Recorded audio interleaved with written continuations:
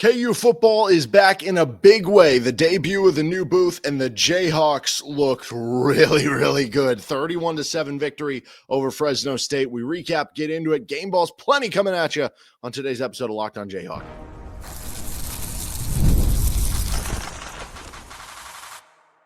You are Locked on Jayhawks, your daily podcast on the Kansas Jayhawks. Part of the Locked on Podcast Network, your team every day.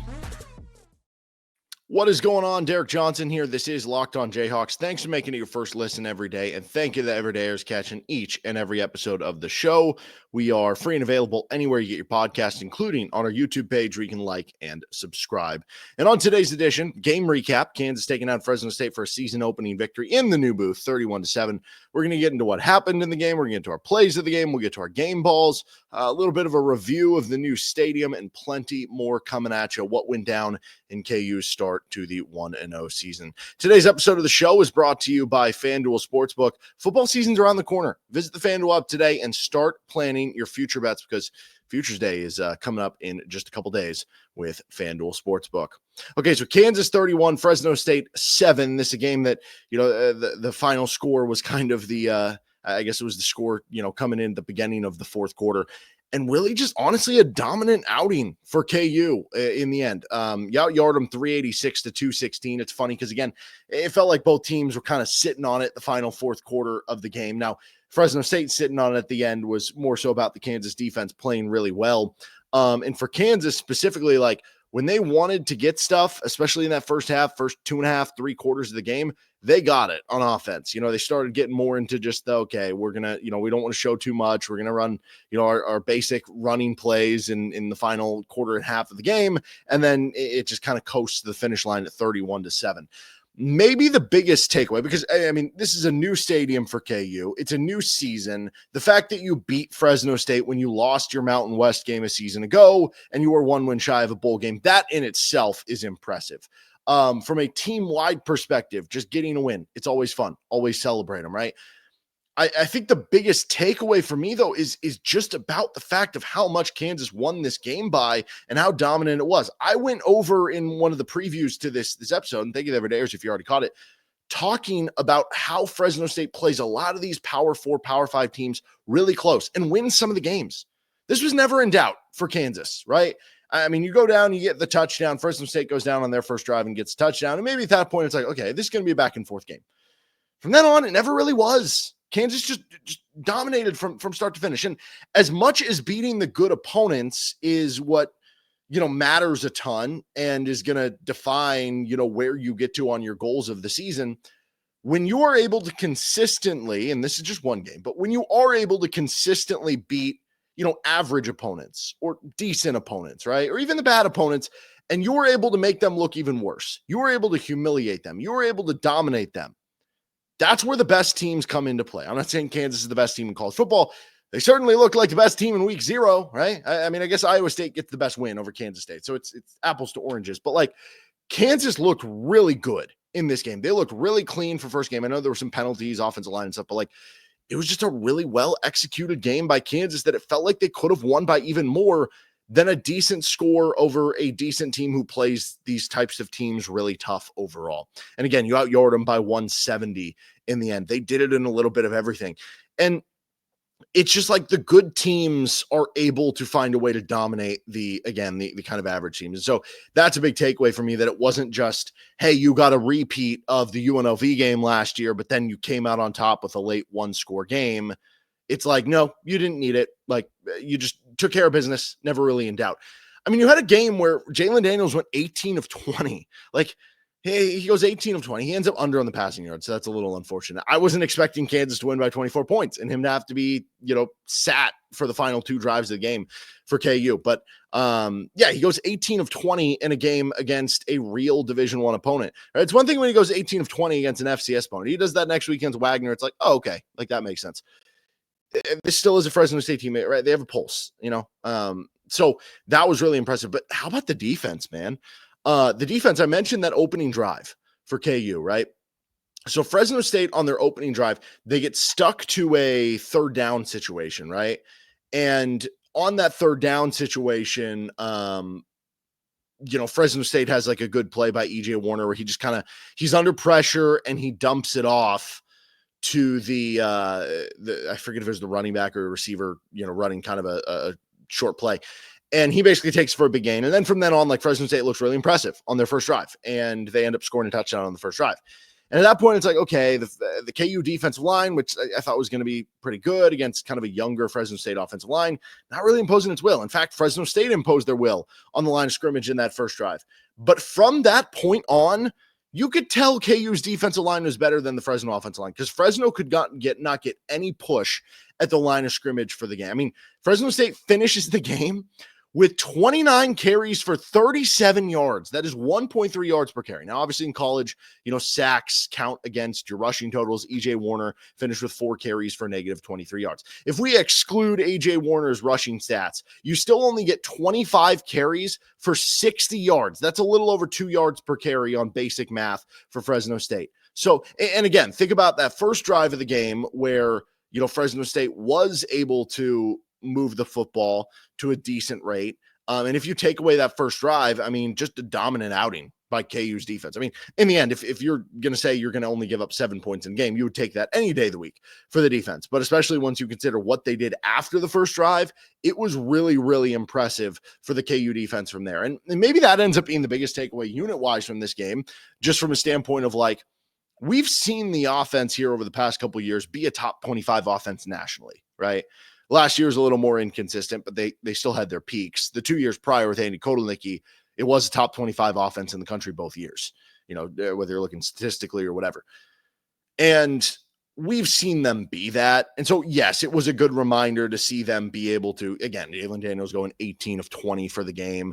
Kansas at halftime having like 250 yards of offense before they started to kind of sit on it. Some of the different receivers getting involved. Kansas running for over 200 yards. It was good to see a reminder what this offense can be, especially with Jim Zebrowski and some of the different things they were able to do. It was great to see them throw over the middle of the field a little bit more. Like there were certain things you point to and say, okay, that was cool to see with the offense.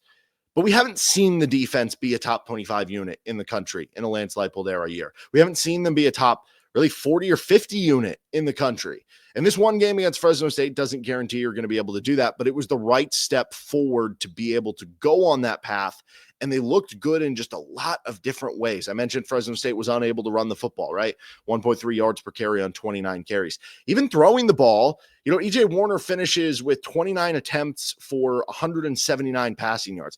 That's essentially 6 yards per pass. Like, if you end up finishing the season only giving up 6 yards per pass, you would have one of the best pass defenses in the country. And on top of it, you give up 0 passing touchdowns to 2 interceptions, right? If you finish with 0 to 2 and a touchdown to interception ratio every game, if you're a defense, that's going to work each and every time for KU. So that ends up being really cool overall for Kansas. I think beyond that, I was really excited to see the aggressiveness of KU. Felt like they were being very aggressive in going for some of those fourth downs. And I don't know if that's a Jim Zebrowski thing, is that a Lance Leipold thing, or what? But Kansas has consistently ranked near the bottom of the Big 12 the last couple of years in fourth down attempts. Now, the first year they were here at Kansas, they ranked a little bit higher, but the last couple of years that hasn't been the case. And so they end up attempting 3 fourth downs in this game. They go 2 for 3 in the game. They just had the one stuff on the run play. I love the aggressiveness. And it's not just the aggressiveness of deciding to go for fourth down. It's the aggressiveness of the lead up to fourth down, right? What really stood out to me was that it was setting up on the fourth down, LaShawn Williams, I think it was the second touchdown of the game. LaShawn Williams has a touchdown, which was super great blocking by KU on that touchdown. And I think it was Leighton Cure, the tight end, who had the really good edge sealing kick out block to further open it up in addition to the offensive line to allow Williams to get the touchdown on the 4th and 1. And that's what you see. That's what you remember. You remember the fourth down conversion leading to a touchdown. But what about the plays that led up to it? It was this was after one of KU's many penalties on the offensive line in the game, that they had it was maybe like a 2nd and 15 or something.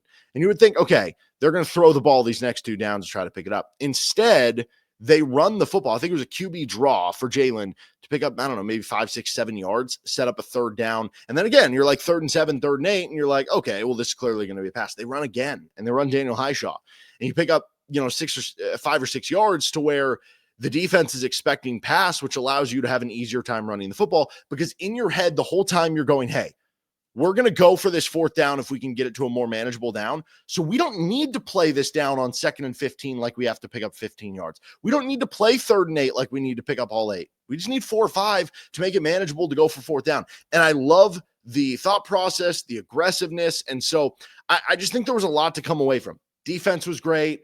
The efficiency of the offense when they were actually kind of going for it, so to speak. And then just the festivities, how great the new stadium was, and football's back, baby. And boy, did KU look good in doing so. We're going to get to our moments, plays of the game, plenty more discussion from this game coming at you later this show and in future shows coming up on Locked On Jayhawks. We'll also finish up with our game balls, all that next.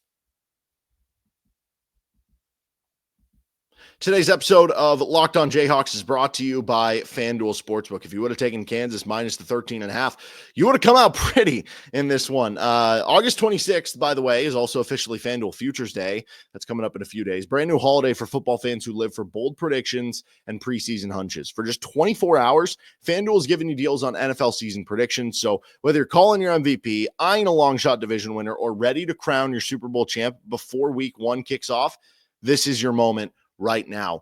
I don't know what the line's going to be for KU versus Wagner, but after that first game, I'm ready to run through a brick wall. KU minus $1 billion in the game, but you'll be able to have some fun with the game, build your own same game parlay, take some player props for the game between KU and Wagner. That'll be coming up this Friday. Visit the FanDuel app today and start planning your future bets now, because that's coming up even before the game. And Futures Day is one day and one day only. FanDuel, play your game.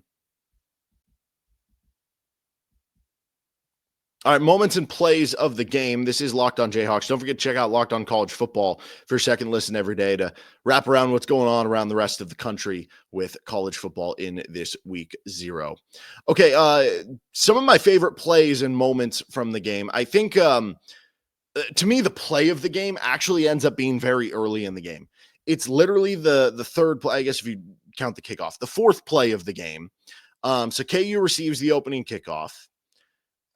Obviously, I'd imagine a lot of, pressure, trying to seize the moment. The new booth, crowd is hyped. You get the opening kickoff of the game. You want to start the season strong. You're playing an underdog, go impose your will right away. KU gets set into a 3rd and 6 on their first series of the game. And Jalon Daniels gets pressured. He evades it. He's able to make some magic with that Jalon Daniels kind of elite scrambling. And KU is able to convert on the 3rd down, with Jalon Daniels making that magic happen on the scramble. And from then on, you go score the touchdown, you set the tone, and then from there, it's off and running. Now, if you don't get that play, like Kansas looked good enough in this game that I'm sure they still win the game. But there is something to be said about a hot start and how that starts the momentum, and especially in that situation with the new booth, the fans are waiting to explode. The fans are waiting to take that built-up energy from the new stadium and the excitement of a new season, a new stadium, a new team, and manifest it into the rest of the game. And that play, avoiding some sacks, right, where all of a sudden it's a downer, Fresno State, and turning it into an up moment, I think was so huge that set the tone for the rest of the game. Now, other moments and plays that I thought were really great for KU overall, I thought there were a couple of really just fun play calls in general. I mean, some of the fake speed option or fake pitch plays and then throwbacks the other way, those were a lot of fun for KU. The Lyrik Rawls interception. I mean, the concentration it took on him to come down with that interception when he's kind of hitting the receiver and it's deflecting off him and to come down with the catch. That's just an unbelievable interception by Lyrik Rawls. Some of my favorite moments in this game, honestly, were special teams, right? I mean, just having Leif Marjan so easily have the distance on that 46, 47 yard field goal. That was great to see. Finn Lapin is really good as a punter. I mean, the second punt that he had was the best one, that it takes the hop kind of angling out of bounds. And he was kind of getting pressure. It wasn't almost blocked, but it was it wasn't comfortably distance away from being blocked. And he was able to get it off and boot a beauty that angled out of bounds. Those were really cool. I mean, in general, every time Daniel Hishaw runs, he runs like it's going to be the last run of his lifetime. And that's always fun to watch. I think maybe the most meaningful play to me moving forward might be this was a first half play for KU. This would have been in the second quarter. And KU runs a little play action play. I don't know if it's a play action or if it was a read option, but regardless, Jalon Daniels fakes it or pulls it, whatever, from the running back. And Levi Wentz, the transfer from Albany, is running an in-breaking route, I don't know, 10 or so yards, 10, 12, 15 yards down the field. And he cuts to the inside. And right when Wentz makes the turn, looking for the football, Jalon has it fired, throws it right on the cut, makes the catch. That, to me, represented everything that I wanted to see from Jalon in the offense in this game. Because we look back to the Jeff Grimes offense last year, right? And it's not all on Jeff Grimes. Like there were moments where the KU receivers had big drops. There were moments where Jalon Daniels struggled and was rusty at the beginning of the season. There were moments where the defense let the offense down. It wasn't all Jeff Grimes. But at the same point in time, I do think Jim Zebrowski is a big upgrade for what KU wants to do and for what Jalon Daniels wants to do. And I do think it makes everybody more comfortable and will be a much more cohesive and better fit for KU at the same point in time. And I think you saw that on this play.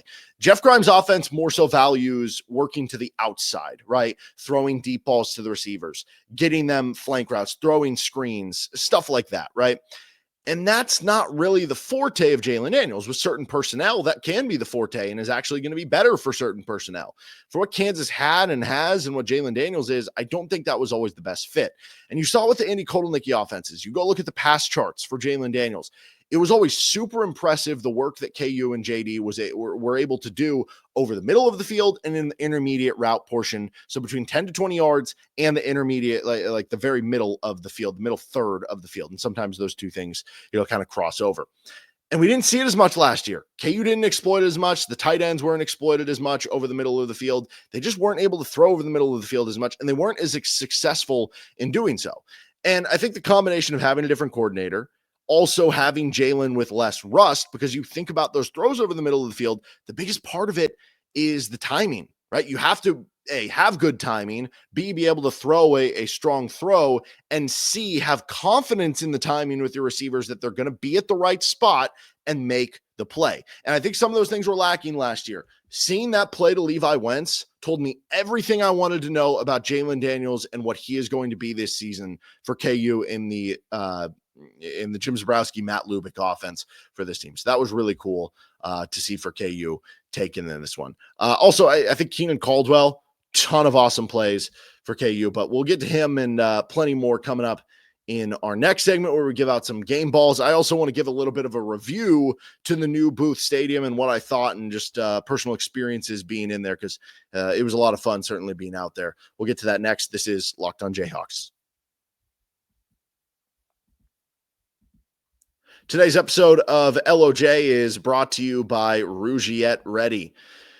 You've probably heard of Viagra or Cialis. Maybe you've even tried them. But if you're looking for something beyond the usual pill, it's time to meet Rougiette Ready. Rougiette Ready is a next-gen prescription treatment designed to amplify arousal in the brain and boost blood flow. Unlike the usual pills that can take hours, Rougiette's 3-in-1 formula dissolves under the tongue and kicks in fast, on average in 15 minutes. Effects can last up to 36 hours, so you can stay confident and in control when the moment is right. You can even read real customer reviews on their site. It's helping a lot of people feel more confident and present in the moment. Head to rougiette.com/lockedoncollege and use code LOCKEDONCollege to get 15% off today. That's rougiette.com, RUGIET.com/lockedoncollege, and use promo code LOCKEDONCollege for 15% off. Individual results may vary with prescription treatment. Compounded drugs are permitted to be prescribed under federal law, but are not FDA approved and do not undergo FDA safety, effectiveness, or manufacturing review. Please visit the Rougiette website for full safety information. Thanks for joining us on this episode of Locked on Jayhawks. Before we get to our game balls on today's episode of the show, wanted to give a quick review of the new booth. So I would say, like, I've driven by it and stuff, but I don't think I realized I don't really know how to best describe this. Like the way I described it to a couple of people was, you know how like that feeling when you're at a big football stadium, you kind of get this when you're like at Arrowhead and you're at an area and you see the big stadium and you're like, wow, that's a big structure. And when you're walking into the stadium, you feel like you're walking into something big. You feel like you're walking into something massive. And I mean, Memorial Stadium before, it's not like it wasn't a big building and it held like 50,000 people. It's obviously a giant structure, but I don't know that I got that same feeling. And there's just something about walking in, the depths of it, how gigantic it is, how ginormous it is. I don't know. It just felt like a different feel. Like it felt like an event. It felt like you were going to something big, something important. I don't know how to really describe it other than that, but like if you're going to week 2 or one of the future games and you haven't been, I think you'll know that feeling that I'm talking about, that I'm having trouble describing what it is, but that was really cool. So you walk in, and when I walked in, it was very crowded, a lot of people going everywhere. I think that was just, people looking to get in and be in the booth when it wasn't kind of that pregame where it's just your shoulder to shoulder. Things were more opened up, and that was good through the majority of the game. A lot of different, like, good bathroom options. No more troughs, at least on the new side of the stadium. I don't know. Maybe some people are upset about that. But you have that. A lot of like food options, a lot of like drink options and stuff. That was all great. A lot of like self scanners, so it's moving fast. You're getting through really quickly. That was all great. They've got people going up and down the aisles. Those are great. The seating was great. Seemed like all the sight lines were really good. I thought, the spacing between the seatings was really solid overall. I thought it was definitely, like, you could notice. I think they talked about this in the development of it, that it is, bigger and wider and better leg room and stuff like that than the previous where it was. And I think you could kind of notice that stuff. So I was blown away. I thought it was really cool and kind of a picturesque view. If you could be in like the back end of the bowl where you could see the giant new video board, you could see the Campanile, you could see the hill, you could see, I don't know, Fraser, the Union, like all these different beautiful buildings on the KU campus. And I was just, I was blown away by the sights and sounds and the atmosphere that we got to see in that first game for KU. So if you did not go to the first game, you're going to one later, you're kind of on the fence, like, do I go, do I not? Highly recommend, because really fun experience, and obviously didn't hurt of how well KU played in the game. Our game balls for this one, let's start with the offensive game balls for KU. I mean, I have to give one to Jalon Daniels. He's go 18 of 20. I mean, the efficiency there, unbelievable. 176 yards, 3 touchdowns, no interceptions. He also was able to run around to a very good degree. He finishes with 8 carries for 47 yards. One thing I was a little worried about, it did feel like Jalon took a lot of hits in this game, whether it was designed QB runs or, I don't know, it felt like there was a good amount of pressure and big hits he took while he was delivering the football, or free rushers coming off. Now, it is possible it's just the first game of the season, and, you're going to have some free rushers because you haven't worked on as many blitzes as you need to, and it's a newer offensive line, so you're figuring stuff out, but that'll be something that you want to tie up moving forward. But Jalon was really good in this game, and I talked about, earlier in the last segment, like some of the reasons why I'm even more encouraged about him moving forward the rest of this season with what he specifically did in the game. I would also give an offensive game ball to, I mean, I want to limit, I don't want to give out like 5 offensive game balls. So this is tough because I would love to give one to LaShawn Williams. I mean, 6 carries for 57 yards and a touchdown. Hope he's all right after the injury. It looked like he was holding his like hand, forearm, elbow, something like that. So you hope he's all right. But I'm going to do Cam Pickett. We weren't sure which receiver was going to, and early it was like Emmanuel Henderson getting a lot of the targets, receiver screens. It was really spread out. We didn't really see the KU receivers go off necessarily. KU didn't need them to. But Pickett was the go-to guy in the end. 6 catches, 77 yards, 2 touchdowns. He was 6 for 6 on his targets. And a couple of those were just like screenplays or just plays to like, hey, just get him the ball and let him make something happen. We talked a lot about in the offseason that Henderson and Pickett, both players that can really make stuff happen yard after catch for KU. And you saw that a lot in this game. So I think he would also get a game ball for the offense. Defensive side of the ball for KU, I want to give my first game ball to Kenean Caldwell. Caldwell was awesome for KU in this game. And coming into the season where it's like, okay, is there going to be a defensive tackle breakout, or is it just going to be a group of a lot of solid players? And that can be okay. But, if you were tallying who showed the most to possibly have that breakout after the first game, it would probably be Kenean Caldwell. He finished with 2 tackles in the game. He had a TFL. I could have sworn he had another, like, I don't know, big play or pressure or something in the backfield. He was also the one who recovered the fumble. It just seemed like he was making a lot of plays and he was around the football a lot, especially in the first half, to where I want to give Kenean Caldwell one of those. And I forget if he's a 5th or a 6th year senior, but, cool that he came back and obviously making a big impact in this one for KU. Now, Kansas had, I don't know, a lot of other plays like Leroy Harris had a sack. Bengali Kamara had a sack. He had a couple TFLs and 4 tackles. Alex Bray had a TFL and a half. Logan Brantley got in there and had a half TFL, as did Trey Lathan. Dak Brinkley looked pretty good in a couple situations. There's a lot of guys I could pick for this second one. Shoot, man. Devin Dye had a nice interception, a pass breakup, and half a sack. That would be an easy one. I'm going to actually go Lyrik Rawls, though. Again, the concentration on that interception was unbelievable for Lyrik Rawls, but there were also a couple times where he filled the hole really, really well coming from the safety position to stop a running play. I really liked what we saw from Lyrik Rawls in this game. I thought he was really good. 5 tackles, 1 interception, 1 pass breakup. I'll be interested to see what the PFF numbers say about the KU DBs overall, but yeah, I thought Lyrik Rawls was really good for KU, the transfer from Oklahoma State. And then special teams, we'll just give out 1 game ball in this one, which actually, like, you could argue 3 different players for KU on special teams, which that's a good problem to have, right? You think about the strong punt return by Tate Nagy on his was his last attempt or second to last attempt in the fourth quarter, where you see some of that agility and evasion. He also had a couple good catches on fair catches, one that he really had to run for and make a tough catch for. So that would be up there. Leif Marjan took his 1 kick, made it from 47 yards. I am going to go with Finn Lapin, though. Lapin had I'm trying to think, how long was that punt? Okay, let's see here. 61 yards was the punt for Lapin. And he ended up with 3 for the game, 53.7 average. 2 were inside the 20, and all 3 were 50 plus yards. That's about as elite of a day you can have as a punter as possible.